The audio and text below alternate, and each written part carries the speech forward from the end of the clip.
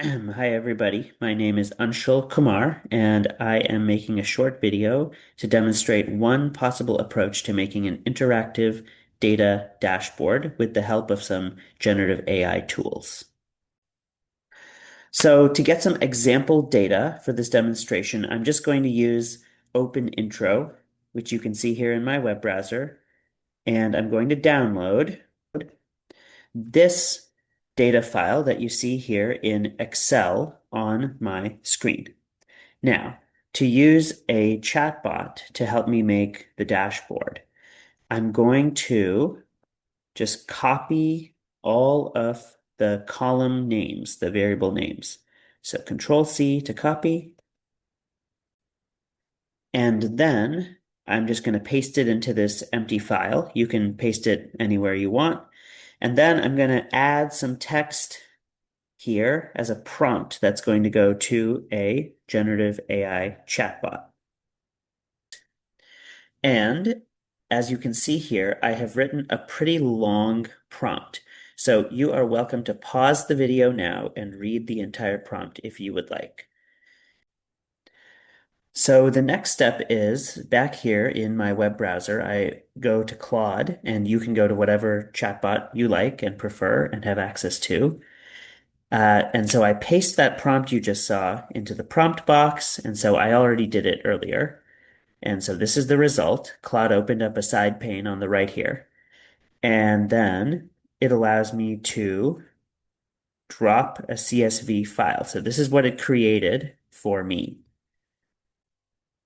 And now you can see in the top right corner, there's this copy button and then a drop-down menu.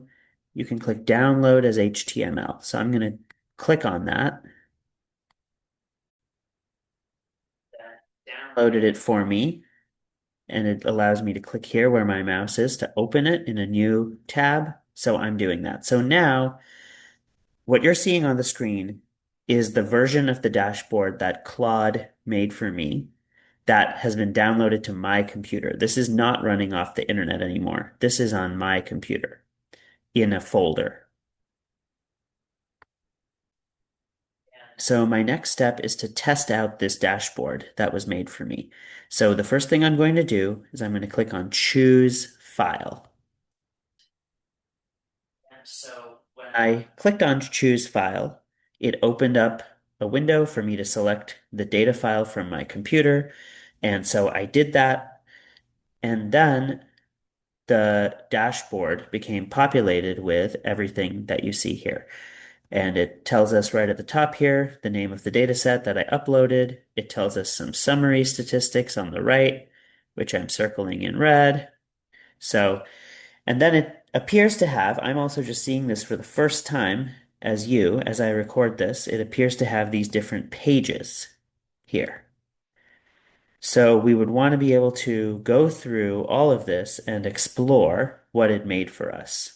So I won't do that full exploration right here, but some typical features tend to be, filters of various kinds, right, that can be used for comparisons. Um, this appears to be somewhere where we can choose one of the outcome variables, and it makes us charts of the distributions. So what we'll do now, though, is we'll go back to the chatbot for a little bit of follow-up prompting. All right, so I've written up this follow-up prompt, which you're welcome to pause the video and read. And so here is the first response from the chatbot saying that it's going to redesign some new features while still keeping the existing ones, and now it's just running for us, so we're going to wait till it's finished. Okay, the chatbot has now finished working on this second version, and it's offering us a download of that second version, plus it included a summary of everything it did up here. So I'm going to click on this download button, and once again, it saved it to my computer, and it's also offering me to open the file right here. The new file is called edu dashboard v2. So I'm going to click on that, and here's the new file. So I'll again click choose file to upload the same data CSV file containing my students' data. And here's the results. So I'm also seeing this for the first time along with you. It looks like 3 additional sections have been added, so we can briefly explore those now. So let's see here. All right, so some students have been flagged by their ID number. So that's interesting. And then what system is being used for flagging? You know, it looks like 75 students are flagged for being in the lowest 25th percentile, perhaps, on certain metrics. So you'd have to explore this and see if it's useful to you. And then you'd have to prompt the chatbot again. Okay, 75 is too many to flag at risk, perhaps. Can you do something that makes this a little bit easier? Now we look at this profile section. So it looks like you can filter by different, uh, you know, groups of people. But then when you click here, it shows details on the students, each student individually. So right now, students are labeled by their ID number, but in a real world setting where, again, you're not sharing this data with anybody, it's running on your own computer. So you could have the student names show up. You could have a column called student name. There's no need to anonymize it because you're the only one seeing it, along with your coworkers, if you're an educator, who are all allowed to see the data unanonymized. And then I have switched over to the clustering section here where I entered the number 3 and I selected all variables except for the ID variable and the blank variable column that wasn't labeled because those are not meaningful data. And then it was able to create cluster groups for me. And you can make a scatter plot with any variables you'd like out of the numeric variables. And it also shows a list of all the students with what cluster they belong to. And you can also export it by clicking here if you want to download the data file with the clusters C1, C2, C3 included in the file. So it thought about a lot of interesting things, so to speak, to include for us. And so this is something you can try out on your own and try to get the chatbot to make a dashboard for you that's best suited to your data and best suited to whatever you need to monitor or do research on using that data, either on an ongoing basis or retrospectively over time. You can also ask the chatbot, and I have done this before, you can ask it to add in time filters. So if you have data on your students gathered at different points in time, then a dashboard can help you analyze trends over time or only look at a certain snapshot of time at date ranges that you specify. So you can ask the chatbot to throw in a date range filter or something like that if you have data of that kind. Okay, so now I'm back in the Claude window. This is totally optional, but this is a checklist I like to do sometimes. So you can pause and read this prompt on the screen, and then, after that we would run it. The chatbot would tell us which of these criteria we do and don't meet. And then if we felt like it, we could ask it to make any changes and implement any of these features that are not yet used. So that's totally optional, but just something to keep in mind that you can keep going back and forth with the chatbot to make the dashboard better and better, or you can use it for 2 weeks and then realize, oh, we actually need this different type of data output, or we need to monitor these other variables on a regular basis.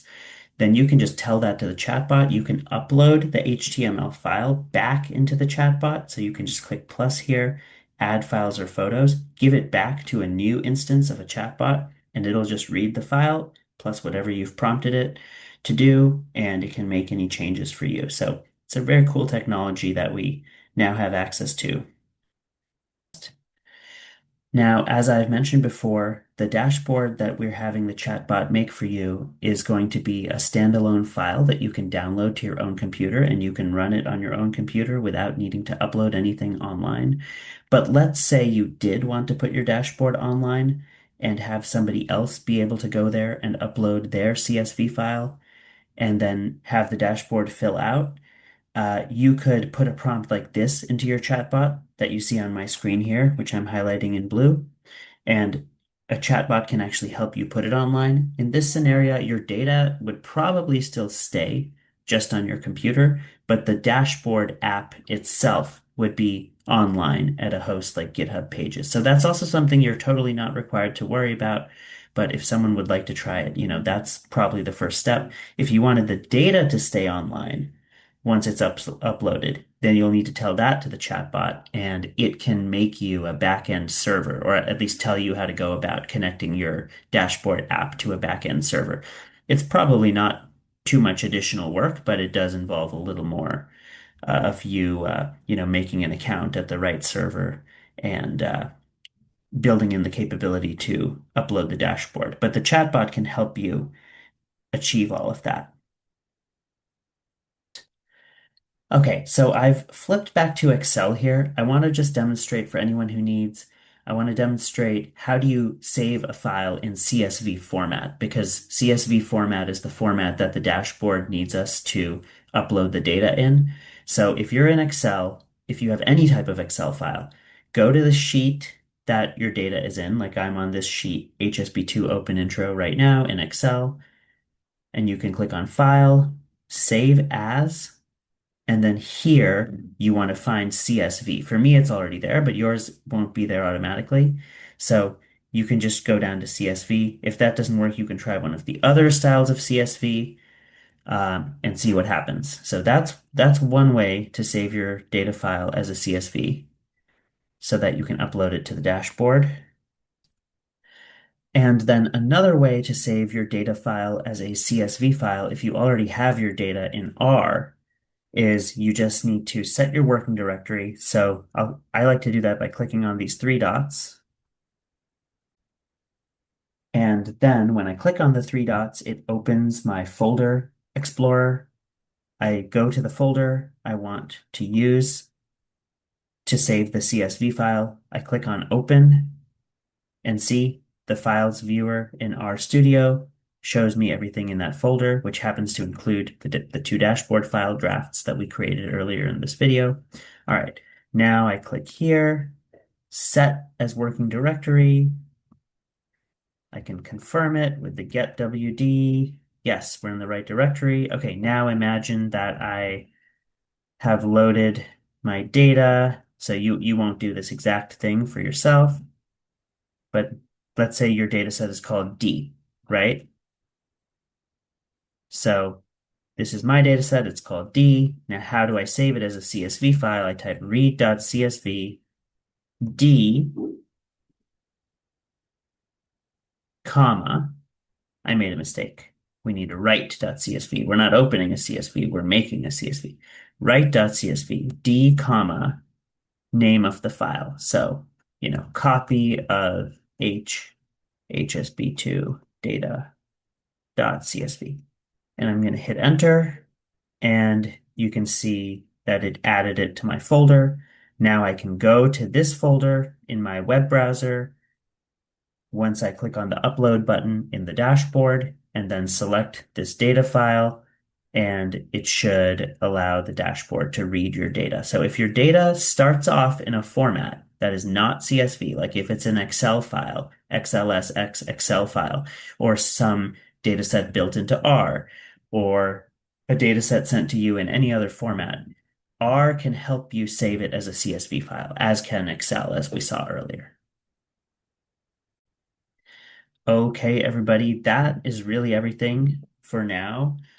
With these new generative AI tools, really the sky is the limit. You just need to describe to the chatbot what your data is like and what you want to see, how you want that data to be used and put into a dashboard or any other type of app. And it should try to make it for you. And it's often very successful. So thank you for watching this, and good luck in making your own dashboards and apps using generative AI tools.